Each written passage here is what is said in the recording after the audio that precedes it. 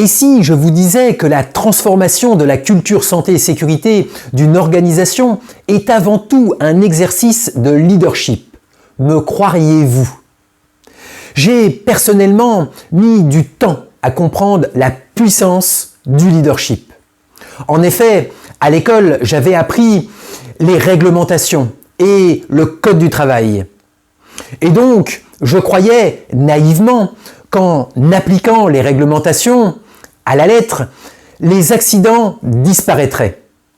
Quel désespoir, malgré mon acharnement à faire respecter les réglementations, de toujours constater que les accidents étaient encore présents. Puis la mode des certifications est arrivée. Et de nouveau, rempli d'espoir, je me suis mis à écrire des procédures bien rangées dans des classeurs. Et là encore, quelle frustration de constater qu'un papier certifiant que mon système de management de la santé et de la sécurité jugé irréprochable générait encore des accidents au travail. Enfin, la mode du comportement est arrivée. C'était simple à comprendre.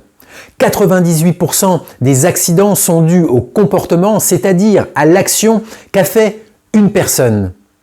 Si les personnes adoptent le bon comportement, alors elles évitent la blessure.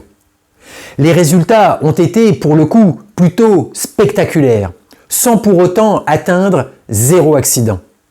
Les performances ont stagné malgré toutes nos initiatives, le fameux plateau des accidents.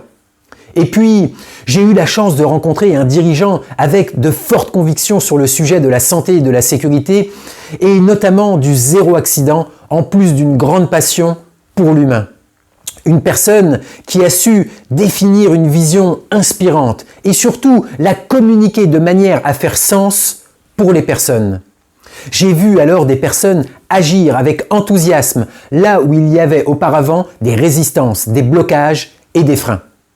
J'ai alors compris la puissance du leadership. Pour transformer la culture d'une organisation qui génère durablement 0 accident, vous avez besoin de leaders et non de managers. Un manager gère des ressources, commande et impose pour atteindre des objectifs opérationnels.